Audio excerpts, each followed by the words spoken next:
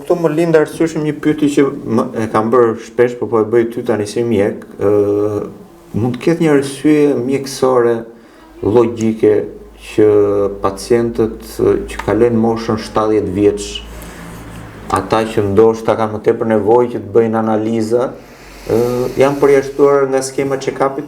Pra, check-upi ishte deri në moshën 70 vjeç. Ka qenë 65, u shty deri në moshën 70. Dhe rritesh diapazoni i pacientëve, mund të bëjmë dhe teorira të ndryshme që rritesh numri i provzave të kërkuara, do të thënë sa pacient duhet të prezantoheshin, neve na është dhënë edhe dakord në mënyrë informale, që duhet të arrinim një kohë të caktuar check-upi. Pra, gjaku të marrë. Kjo është logjistike çfarë kanë thënë juve. Unë po them, unë si qytetar them, mua më duket absurde që prindërit tanë në moshën që kanë më tepër nevojë, kur ishin më mirë nuk e përdornin check-upin, tani që i duhet se s'bën, nuk mund përdornin check-upin.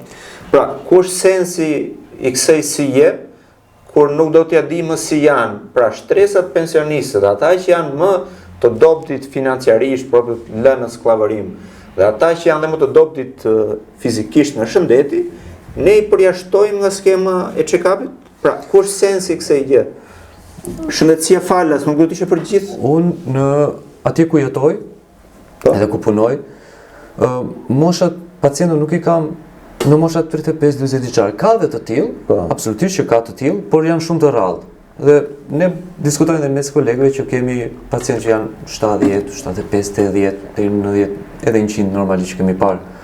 Por në qoftë se do më pyesësh në Shqipëri pse check-upi nuk ofrohej për këtë grup moshash, nuk mund të jap dot një përgjigje të arsyeshme. E logjikshme nuk mundem ta jap dot. E kuptoj. Atëherë, meqense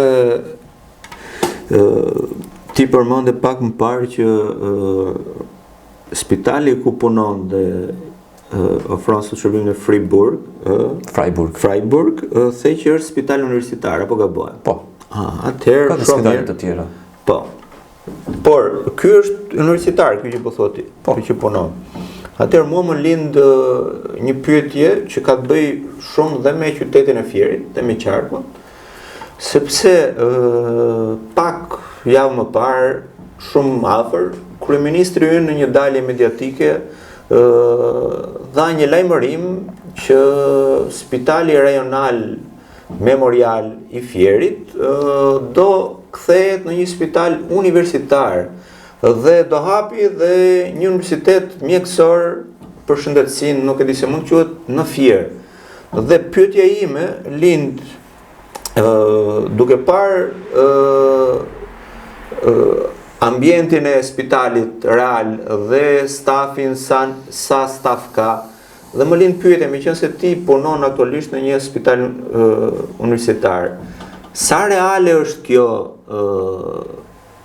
dalje realizimi? Po pra, sa reale, apo është një flusk nga ato të kryeministrit që e përdor sa për propagandë? Atëherë, të thuash që kemi një spital i cili plotson kushtet e një spitali për të quajtur universitar, normalisht është gjë shumë e mirë. Absolutisht besoj se mjekët, por mbi të gjitha pacientët, ndihen mjaft të lumtur të marrin vesh që në një kohë të caktuar ose në një datë të caktuar, Spitali Memorial do ofrojë dhe ato që quhet shërbim më elitar, pra që ne i themi shërbim terciar ose katërsor, ose që ofron vetëm një spital universitar. Theksoj që në Shqipëri kemi vetëm QSUT-n ose Qendrën Spitalore Universitare Nën Tereza, Ushtaraku dhe sanatoriumi Shef Qendroqi. Pra këto janë spitalet që kanë mundësinë, spitale universitare, që nuk janë vetëm spitale për që ofrojnë shërbim shëndetësor, por mundsojnë edhe shkollimin ose arsimimin e studentëve për të dalë në fund mjek. Tani, në qoftë se hidhemi te tema Spitali Memorial, atëherë, në radhë të parë, kur thua Spital Memorial, do të ofrosh atë që ofron spitali. Çfarë nuk kupton që të ofron një spital? Pa që të shkosh, që ke mjek Normalisht duhet të kesh mjek të gjitha fushave, sepse nuk besoj se do ndërlidhin pastaj me spitalin universitar, që hapësirat që ne kemi, mungesën e mjekëve, që është fakt, mungesën e mjekëve ta kompensojmë me spitalin universitar. Thënë këtë, pra kemi nevojë për një spital universitar që të ofroj shkollimin e studentëve. Kush do e ofroj? Do e ofroj një mjek i cili ka aftësi pedagogjike për të dhënë mësim. Cilët janë këta? Unë nuk e di. Uroj që t'jenë, në qoftë se kryeministri Edi Rama thotë që po do e kryejmë ose ka një plan, uroj që t'jetë i tillë. Por unë shikoj që shumë nga shërbimet mjekësore në spitalin memorial, kujdes, uroj të besojnë sa më shpejt me këtë temë. Në spitalin memorial nuk mundsohen. Pra unë kam vajtur shpeshherë me babin, e themi edhe me miq, dhe kam kërkuar mjekun përkatës, nuk e kam gjetur. Çfarë kam gjetur? Ka qenë, për shembull në urgjencë, kam gjetur mjekun turk. Pra, mjek i cili ka ardhur, ka kryer besoj studimin në Turqi dhe ofron shërbimin e tij, gjë shumë e bukur, unë e vlerësoj absolutisht shumë, shërbimet e tij në shërbim të popullit tonë.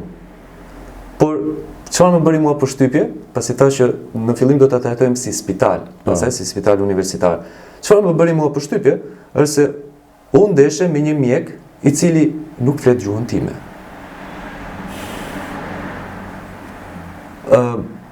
Unë shkoj me babin, shkojnë shqiptari, banor i thjesht. Shkoj një shërbim shëndetësor. Do ndeshet me një mjek. Dhe me atë mjek ai nuk mund të komunikojë dot. Individualisht. Por kjo mundësohet nëpërmjet një përkthyesi i sajuar, besoj unë, ndoshta po. Që s'ka të profesion për. Është infermier. Por është gjë shumë e mirë. Domethënë pra një infermier shpreh dashamirësim. Mos më pyet se si organizojnë rojët, pra që të kemi gjithmonë një infermier që të flasë anglisht, ndoshta flasin të gjithë. Pse jo? Pra që pacienti të komunikojë me infermierin për ankesat që ka, t'ia transmetoj mjekut turk, dhe mjeku turk në të njëjtën kohë të bëjë analizën e vet dhe të flasi jo shqip, pra flet jo shqip në anglisht me infermierin dhe infermieri ma transmeton mua. Pra në këtë moment ne mund ta quajmë edhe një ping-pong. Ndërkohë që për mjekët, infermierët dhe të gjithë ata që kanë studiuar mjekësi, në vitin e parë, në mjekësinë ne kemi bërë atë që quhet etika mjekësore ose deontologjia, që ndër shumë tema që trajtoheshin, mjaft të bukura, vlen ta theksoj, ishte edhe komunikimi me pacientin.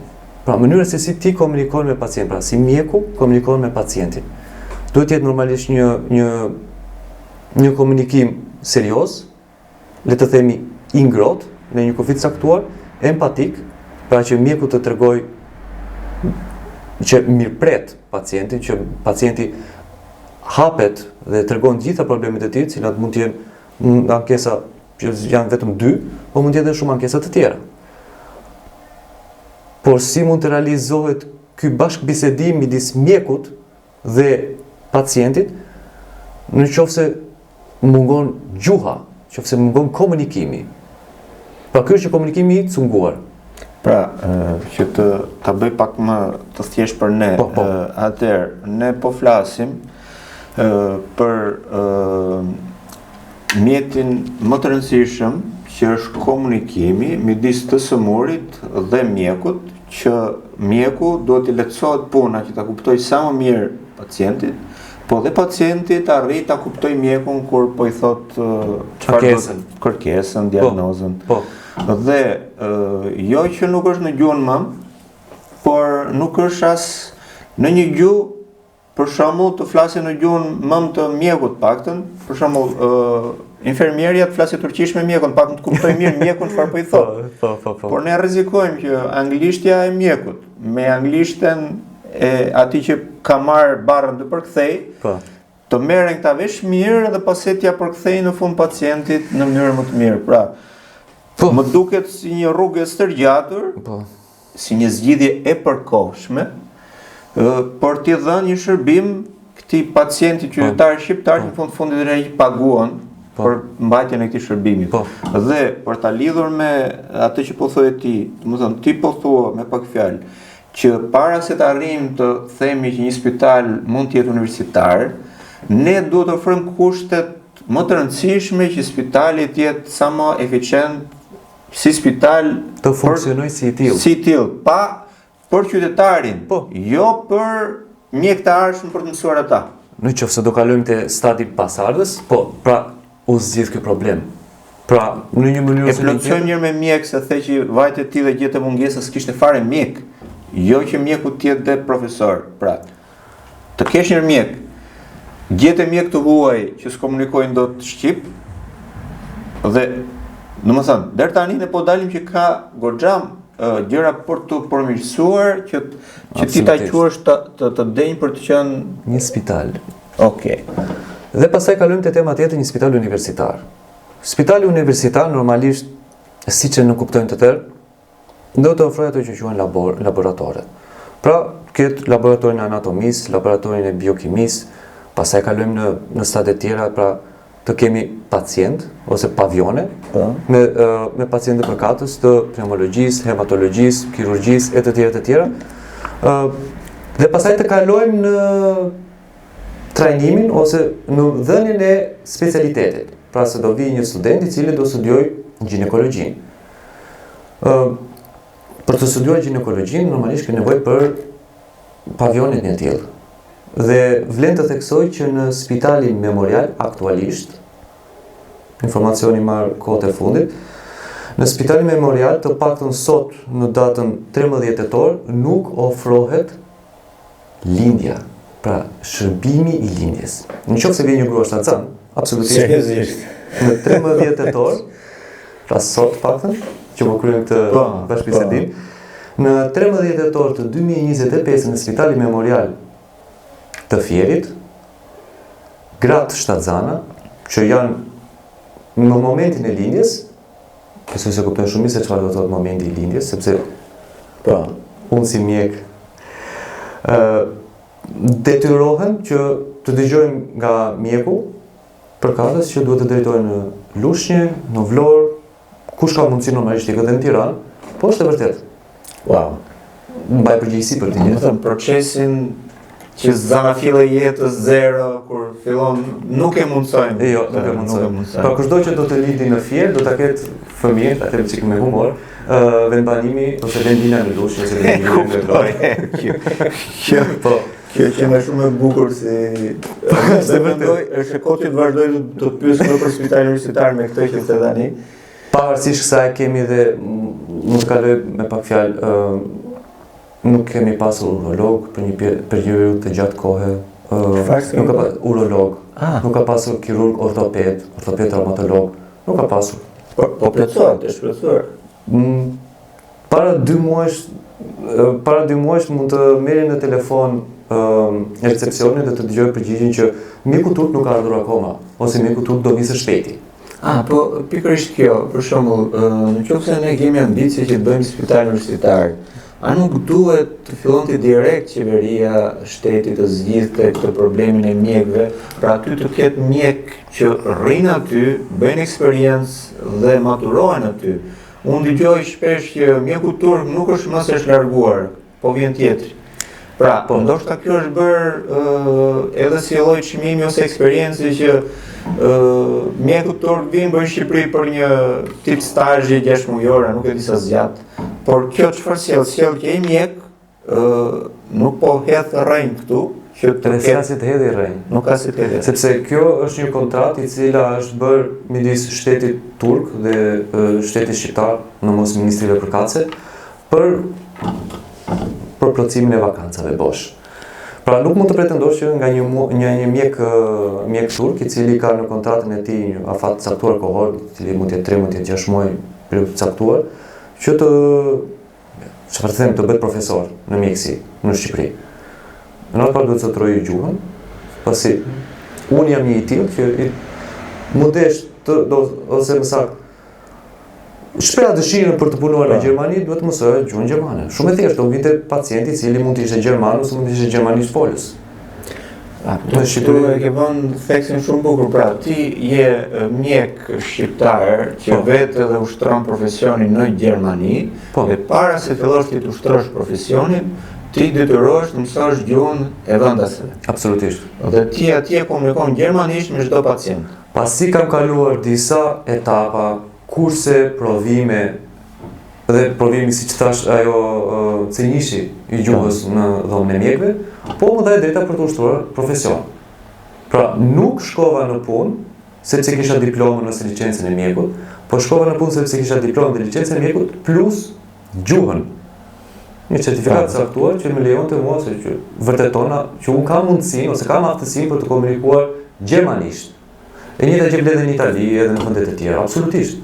Nuk mund të shkosh dhe të ushtrosh profesionin e mjekut ose të punosh në shëndetësi kur nuk mund të komunikosh me pacientin.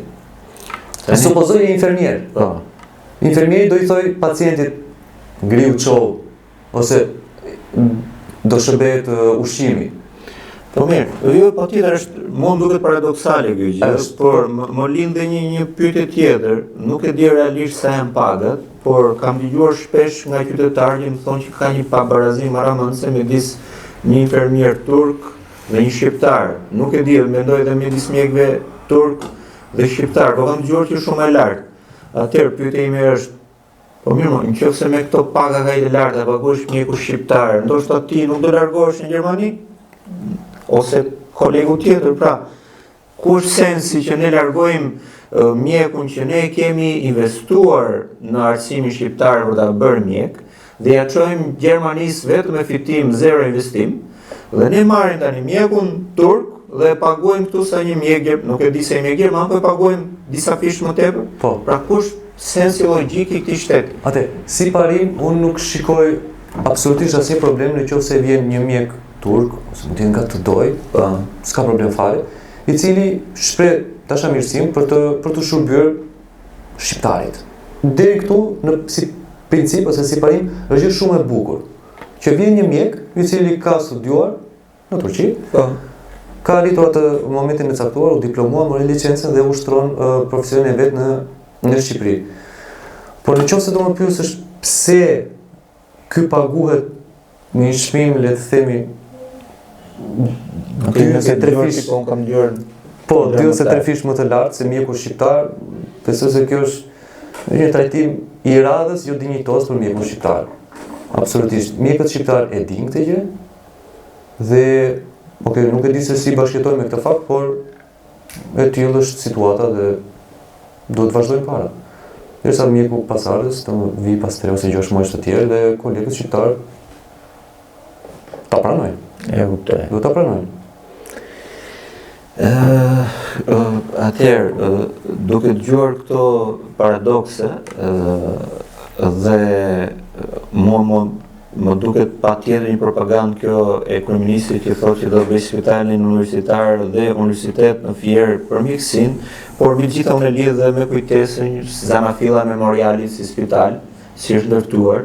Më mbaj mend që në Fier ishte përfolur shumë vite, bile ndoshta ka qenë një projekt që është fituar, është thënë që do filloj, dhe ky ka qenë vetëm një gjë që më mbaj mend që ka qenë pozitive, ky ka qenë i menduar të ndërtojë në zonën e Pyllit të Levanit, pra në një zonë pyllore në Kodër, nga krahu komplet i kundërt i Fierit.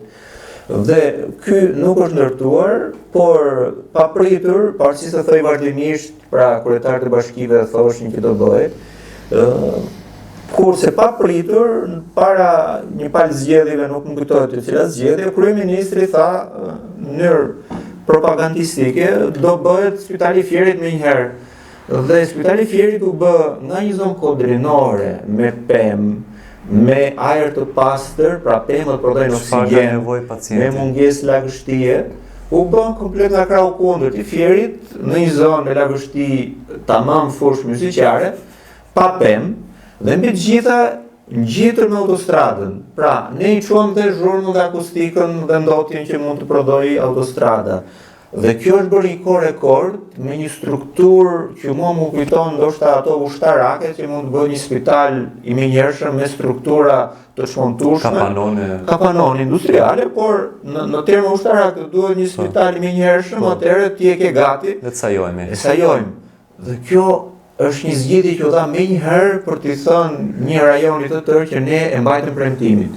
Atëherë, ndoshta, unë shpresoj që ndoshta kryeministri kur bëj llogaritë tek zgjedhjet e tjera të përgjithshme, nëse nuk u dalin mirë llogaritë për Fierin, atëherë ndoshta merr një armat me mjek turq profesor, punson dhe një 200 përkthyes ndërkohë, dhe thot po hapim universitetin mjek shëndetësor. Mund të hapim dhe qendra kurse gjuhës shqipe në Turqi.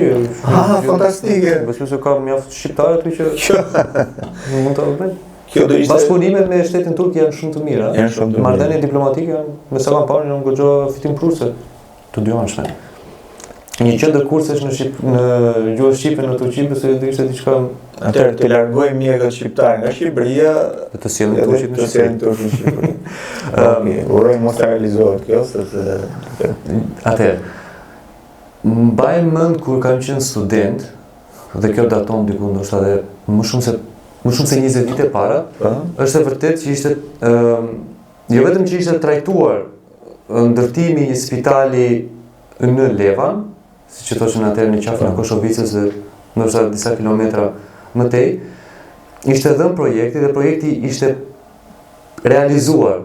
Dhe si arkitekt që jej, në kuptosh mirë që është paguar për atë. Patjetër. Dhe me sa mund të gaboj dhe është trajtuar 2-3 herë. Është paguar 2-3 herë. Është projekti për disa herë. Është ribër, gjithmonë vetëm teori, se praktika është tjetër gjë, praktikën konkretisht kemi mbi 20 vite, 20 vite më pas, spital memorial. Është absolutisht është fatkeqësi nëse mund të më pyesësh mua që të ndërtojmë një spital të sajuar, po flasim spital. Pra aty ku ofrohet shërbimi shëndetësor. Dhe për më tej spital universitar. Si mund të them në mes të hiçit, sepse kush ka kaluar e ka parë që e vetme gjë interesante aty është vetëm spitali. Por në qoftë se kjo do realizohesh në mes të gjelbërimit ose mes të pemëve, mes të pyllit, absolutisht do ishte diçka shumë e mirë. Dhe po i them shkurtimisht. Flasim për një pacient i cili ka marrë një diagnozë të caktuar dhe është këshilluar nga mjeku që të pranojë shtrimin dhe të rri disa ditë. Normalisht ai është i këshilluar që të kryejë rehabilitimin. Rehabilitimi i sajuar normalisht, nuk po flasim për qendër rehabilituese, e cila në Shqipëri nuk kam informacion të ekzistojë, qendër rehabilituese. Pra, një pacient i cili merr trajtimin e tij, mund të ketë marrë një diagnozë mjaft të lehtë, mund të ketë marrë një diagnozë mjaft të rëndë dhe ka nevojën që të dalë jashtë, si çdo kush besoj apo jo, që të dalë jashtë të bëjë një xhiro, një shëtitje në mes të gjelbërimit. Spitali i Fierit nuk e ofron këtë gjë, më shumë ofron një malore të këndshme, pak më shumë dhe të lodhshme. Jo të këndshme, është keq. Për mosha të ndryshme, po nuk ka asnjë gjelbërim, në qoftë se do të trajtojë një spitalin e Fierit shkurtimisht dhe pastaj kalojmë te memoriali. Pra, në spitalin e Fierit theksojmë që momenti që ti del nga pjesa mbrapa e spitalit, normalisht do fërkohesh midis makinave. Aty nuk kam hapësirë urbane për lëvizur, as këmbësorët, është mbi populluar, nuk kam thënë për pemët. Por pacientit i ofrohet një shëtitje midis makinave, që të gjetë ai nuk është shtruar, normalisht është zhavor, është dhe bie shi, bie bor nuk ka në fjesh që zotit, se dhe ajo mungonte, dhe do dalë midis makinave, normalisht do dëgjoj borit e makinave, do dëgjoj njerëzit që drejtohen urgjencës. Pra në atë moment, psikologjikisht pacienti rëndohet më tej. Në qoftë se kjo ofrohesh në spitalin imagjinar të Levanit, atëherë do kishim të bënim me një ambient besoj të mjaftueshëm, se hapësirë ka dhe aty, midis pemëve, po, një ndër aty 3-4 projekte mund të ishte realizuar, dhe pacienti del me një shëtitje vetëm me familjar shumë bukur, mund të ishte dhe ofrohesh ky shërbim dhe për pediatrin, mos të harrojmë që edhe fëmijët sëmurën, dhe shërbimi në pediatrinë e Fierit ka shumë hapësira për të përmirësuar, por në qoftë se kjo do ofrojë me analogji me me spitalet e Gjermanisë, do ishte diçka ideale për çdo pacient. Por normalisht ne e konceptojmë gjelbërimin si luks. Për të vajtur dhe në fjerës, s'do ta çoj patjetër në terminat shëndetësor, po duhet të shkosh shumë larg, ndoshta edhe me makinë për të vajtur diku në një zonë gjelbëruar. Okej, ka dhe fjerë zona gjelbëruar, po që e dim shumë mirë se çfarë ka ndodhur me to. I ketë të pak se sushme. Por shumë të pakta dhe kjo që po thua ti, mua më sjell gjithmonë ndërmend impakti që ka gjelbërimi nuk është vetëm mbi të gjitha ajo që vetë mjeku mund të japi si terapi pacientit të mundësisht mund të jetosh me spishave që absolutisht. Atëherë ti nuk po ja kërkon të pacientit, por të paktën kur ti e ke në kushte spitalore, ja ofron këtë mundësi që ai ta jetojë dhe ta ketë si shembull ja si ndjej më mirë këtu. Dhe tjetra nuk është vetëm mushkëria, por të psikologjia, është kontakti me natyrën. Dhe imagjinoje tani që spitali mund të ishte një park spitalor. Elis, ne të dy duhet ta pranojmë që të flasë për gjelbërimin, ose të flasë për këto mundësi shëndetësore është luks në Shqipëri. Është luks në Shqipëri të flasë për gjelbërimin, ose të flasë për gjendje psikologjike, për rehabilitimin e pacientit, është luks. Gjithsesi, fakt është mos ta flasim. Po sepse për të folur për gjelbërimin, do të ofrojmë shumë gjëra të tjera më parë. Le të trajtojmë si është pjesa e brenda spitalit. Le të kalojmë edhe jashtë spitalit në kënaqësi. Nëse kemi konsumuar ato pjesë, me kënaqësi më të madhe. Por brenda spitalit, të gjithë shqiptarët, flas për Fierin, ose edhe për ato spitale që unë ka parë, janë Po mirë, më falë, se unë po ta lidh dhe me çështjet e urbanistikës, arkitekturës dhe me qeverinë. Pak ditë më parë qeveria, kryeministri dje ndoshta ka shpallur, po përfundonte konkursi ndërkombëtar që quhonte Parku i Besimit. Dhe në një zonë të mjaft i bukur. Si emër, është emër i bukur. Absolutisht. Dhe në një zonë me gjelbërim në natyrë, ka vendosur të bëjë ndërtesa që do t'i japin komplet zonës natyrale të parkut, do t'i japin një temë fetare, aty do ketë disa monumente, ndërtesa nuk e pash se nuk mund t'a shikoj dot, por pra ai po investon aty për të bërë një park ku investohen gjithë ato para, park përfet. Pra aty do bëhet një qendër atraksioni përfet.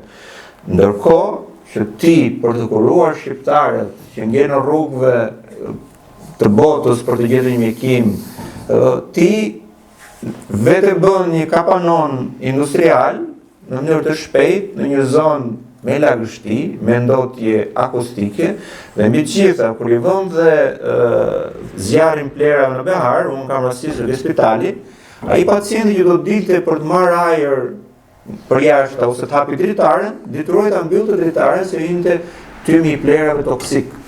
Atëherë këto orare për aerosi, Pra, si në burg, atëherë, po ti ishte mes pyllit të Levanit, në të rast edhe ato dreq plera kur digjen, ndoshta do kishin më të vështirë për të arritur të impaktuar ndotin. Pra, që mos zgjadhem të kjo, do të them që është luks kur ne themi të ribëjmë gjërat. Tani mbasi është ndërtuar si spital, po është luks ta ribësh.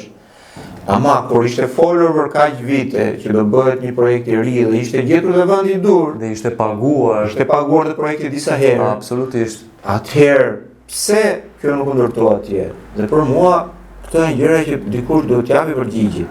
Absolutisht. Për fat keq, ne të dy nuk e gjejmë dot, por ne kemi vetëm në dorë të gjykojmë si shikojmë nga jashtë. Pra, e shikojmë të drejtë apo jo, dhe të themi mendimin tonë.